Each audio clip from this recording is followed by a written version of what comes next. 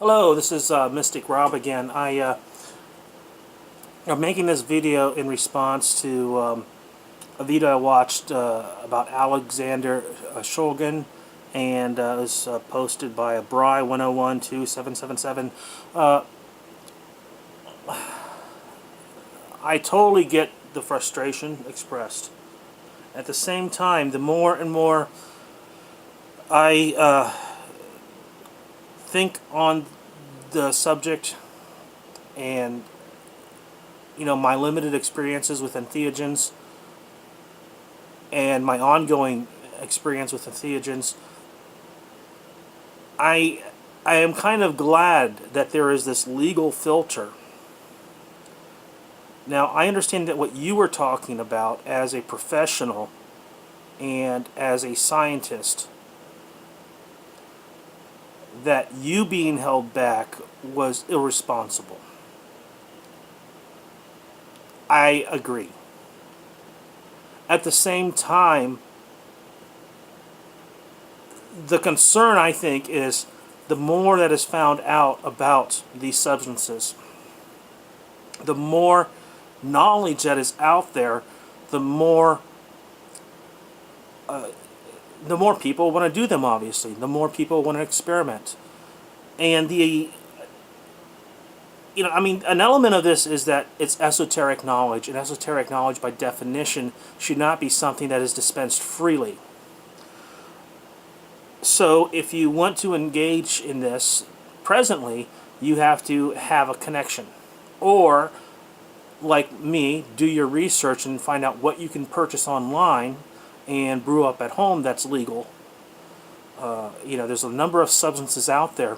I mean, yeah, it would be nice if I had access to psilocybin or, crystallized DMT, and those are the things I would really love to try someday. You can go online and order all the ingredients you need to mix up your own ayahuasca. But the problem with that is those people aren't shamans. The way that it's prepared would be non-traditional. However, the pharmacology would still be there. And ayahuasca, is not in the same class as crystallized DMT or psilocybin, for that matter. And there are other things that you can get online, things that have anywhere from the strength of a strong cup of herbal tea to things that will blow the top of your head off. There's a lot of LSAs and other analogs of that I see out there that you can purchase, 5 or 6 mega doses for $15 if you shop around. So the idea that this is unavailable is not entirely true. It's just the good stuff is unavailable. The stuff that, from the research that I've done, as far as the reading and the literature that I've found, the stuff that really tunes you into the alien being or the higher mind or the overmind or whatever you wish to call it, the things that actually talk back to you, as opposed to just giving you an almost psychic experience of this knowledge. Those things, yeah, they're pretty much, you either have to have a connection, go to a foreign country, or whatever. So it says to me that this works like a filter. In order to have these experiences in our culture, you have to want them bad enough to make it through that filter.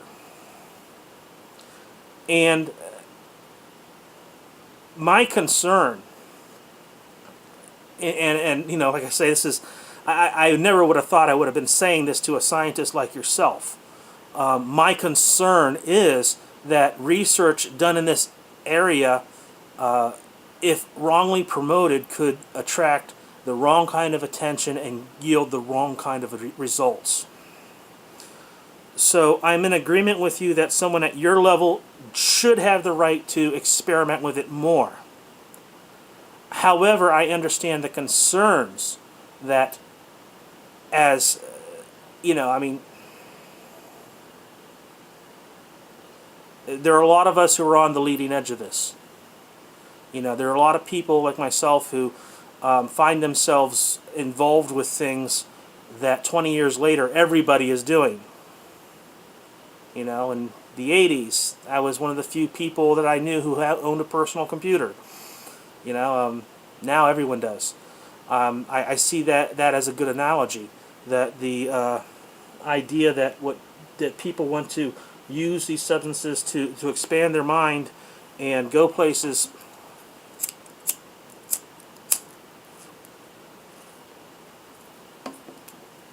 in their head and have these experiences, or go places outside of their head and have these experiences, is something that we'll probably all be doing, or at least a majority of people will be doing in the future.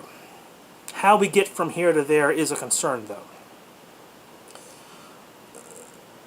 So I'm not really sure what I have to offer up, beyond my opinion, other than to say that I acknowledge. I although this may not be the motivation for these laws, I acknowledge the wisdom that these things need to come slowly, and we need to progress slowly. The idea that if too much was put out too fast, you would have the wrong kind of people come into it. It's a scene where they say that people who are total assholes can take these substances and come out decent people. Well, I can assure you, I know people who are such assholes that they might be a decent person for a day, if that long, and then they'd go back to their old ways, and then they'd go to a mode of manipulating these things. So, in fact, I had there's also the idea that these substances, when taken in a shamanic context, yield wonderful results, but when taken in a party setting, yield terrible results. So I understand your frustration and am in very much agreement with it at the research level. And so I guess the question then is, what happens when we let the scientists have at it and the populace aren't allowed to touch it? Is it going to be an elitist thing? And so it's to just take the position that this is a good thing that everyone should do is naive. To take the position that scientists have a special right that they should be able to use it, but because they are the elect, I think is kind of fouled up. It's to someone who's had the experience, like a religious experience or any other kind of experience, you think everyone in the world should have it because it worked so well for you. I think that what needs to happen is we need to externalize and come up with a better system, a better plan. I've always thought that it would be wonderful to have licenses for people to distribute this in a certain context. I understand that ibogaine in certain countries is used for addiction. It's one of the most powerful entheogens for solving addiction, and that it cures addiction not just because it has psychoactive effects, but because there are actual changes in the brain chemistry that last for weeks. That the person doesn't stay stoned for weeks, but the idea of having a craving, the chemistry that causes a craving is satisfied for weeks. So there's an actual biochemical cure as well as a psychological and psychedelic aspect to ibogaine for addicts. And the solution is very eloquent. You don't pass ibogaine out freely. You have registered people who are knowledgeable in how it should be dispensed, I mean, we're not talking about marijuana here. You know, we're talking about substances that, if in the hands of people who don't know what they're doing, can really screw themselves up. So I just kind of wanted to place this as a counterpoint to your video. I am very sympathetic to your situation, and I am total agreement that more research needs to be done. But I think that the intelligent way to to promote this is not with angst or frustration, but with coming up with reasonable plans for how to move forward with this in a way that causes the least amount of risk for all involved. Because just because the predominant effect is positive, I've even heard on rare occasions people having bad trips with ayahuasca. I mean, it's rare. So I just wanted to make this point. I wanted to put this idea, put this in your head, and hopefully, if I got across to you, you'll understand that there is maybe a nuanced way to proceed forward, and if we don't find that nuanced way,